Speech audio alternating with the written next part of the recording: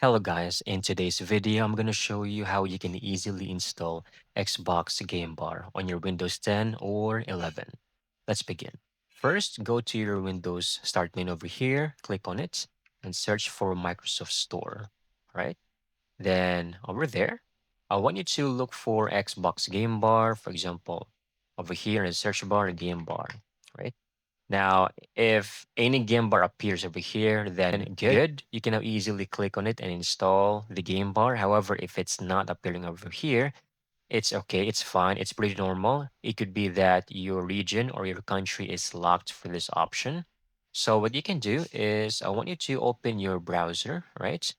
And then I want you to copy this link, all right? So it will be Microsoft Store, detail, N9ZKPS TSNW4P, right?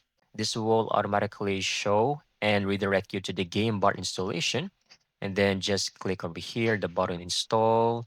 And then once done, you should now be able to optimize and use this on your gaming. That's it. That's how you can easily get this done. I hope you found this video very helpful.